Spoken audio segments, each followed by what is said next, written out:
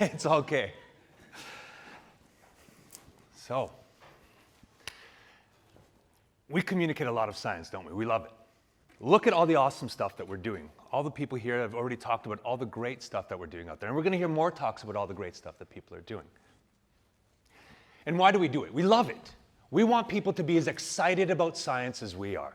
We want them to love the organisms we work on. We want them to understand that their money is being well spent. And we hope, somewhere deep down, that we can convince some student to follow our career path and become a scientist. Wouldn't that be wonderful? But I'm going to tell you something that some of you may be a little bit upset about. But just bear with me for a few minutes. I don't think it's working. I don't think it's having the intention we want it to.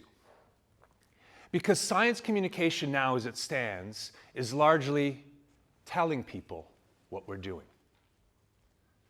But I want you to think about why you got where you are. And it's probably because you were interested in something, and you wanted to know what that thing was. So you either looked it up, tried to figure it out, you asked somebody, you did an experiment, you made some observations. And then at that point, when you figured it out, you went, aha. And that moment is intoxicating, isn't it? Because you understand something that you didn't understand before. And at that point now, you have more questions. And you want to know more about that thing that you didn't know about. And that is science. Science is wanting to understand the world. It's a process. It's a way of thinking. And right now, what we're doing is communicating stuff to people. And we need to do more. So that's what I've been working on for the last 3 years, trying to find a way that we can do more, take that to the next level, that we can bottle up those aha moments that made us what we are and who we are, and give that to people. And I think we can use this. This is something that every student has in their pocket. They are all comfortable with this device. If we could take this device that is so powerful and has so many sensors in it and make it into a piece of scientific equipment, now we have an opportunity where students are working together to solve problems. They're experiencing science. They're not just listening to us tell them about it.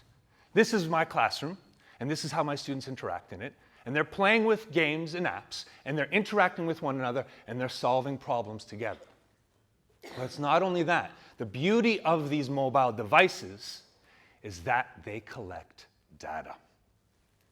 So now what you have is, in that time that it takes a student to play a little game, they've collected data. And this is why we become scientists, isn't it? We want to know this stuff. We want to look at this and make sense of it. So let me give you a quick example.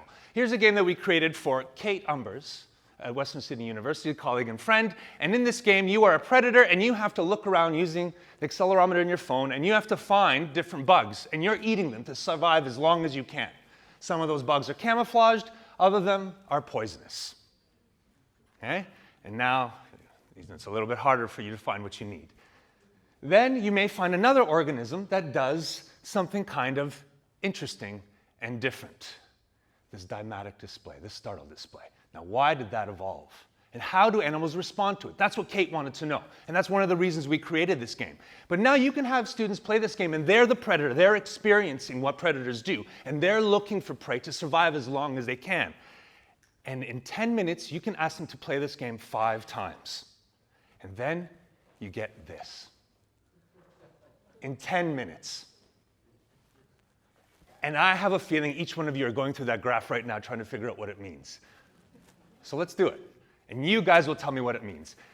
This axis is the rounds each time they play, each individual game. And that is the number of points they get. Points in this situation is equivalent to fitness. So what's happening in these 5 rounds? Come on, tell me. They're learning. They're getting better, aren't they? Now I bet you want to know why they're learning and how they're getting better. Those are the camouflage bugs they're eating. What's happening in each round? They're eating more. Why? Because they're getting better at finding them, just like animals do. But that's only part of the story, isn't it? Because if you look at the number of poisonous bugs they're eating fewer of them, and they're learning not to eat them very, very quickly, just like animals do. Look what they're doing with the startle bugs. They're learning that they're safe to eat. And this is what Kate wanted to know. But they're not eating them at the same rate as the camouflage bugs. So there is some benefit to that dymatic display. Now, what Kate can also do is, because every single button push and every movement is recorded, we can understand how they're making decisions, which of the bugs they're avoiding, what they notice, when they notice it, how quickly they respond to them. And you have an unbelievable amount of data. So now these students are not just learning about the scientific process, they're real scientists, because they're helping collect data for Kate to understand the world around us. We have over 30 different games, all of them available for free on Google Play and the App Store. These games teach biology, psychology, we're starting to make games on chemistry and on maths, even ethics. All this to give students a scientific experience so they can discover the world around them for themselves, because that's intoxicating. We have over 200,000 downloads from all over the world, and we haven't done any marketing yet. We're going to start that now. Here's another quick example of a game called Spinder. It's a spider dating app. And you swipe spiders to the right or the left, depending if you like them or not. And what you're trying to do is get that spider on top to have a large tail. And when they have a large tail, you swipe to the right. When they have a small tail, you swipe to the left. And you start learning about correlated selection, because you see how traits change in real time. And you can also use this information to understand the perception of traits. So now we're starting to look at evolutionary theory as well. Here's another game called Reservoir Crabs. It uses augmented reality. And you have crabs that come up, you can tap them to measure them, and you put a second crab down and they fight. Now you have an animal behavior experiment that you can do anywhere, anytime, with anyone, that no one has to be afraid of those animals anymore. And you know what students tell me when they use this? We love it because we don't have to hurt the animals. How many of you thought that that was a problem in the classroom? So this is where I need your help. Very soon we're going live on YouTube Live and on Twitch. These are two medium on the internet that students love using and spend a lot of time on. We're going to be interviewing scientists live online, asking them about their experiences, but then we're also going to be playing games. So the students in the other end of that classroom will be part of that process, part of that conversation with that scientist. And then we'll have the data up there and we'll all talk about it together. Now we can do outreach in places we've never been able to before, because it's too hard to travel. This is a global audience now. So this is where I need your help. If you think this is going to work, come talk to me.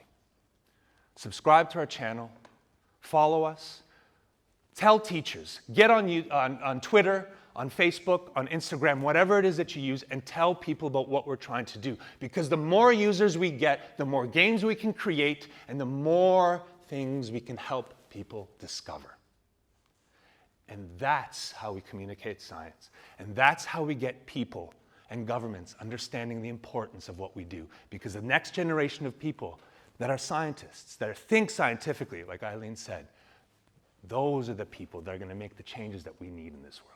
Because they will do it because they understand the scientific process and they understand facts. So the goal of Arludo really is to help every teacher become engaging and to inspire every student. Thank you.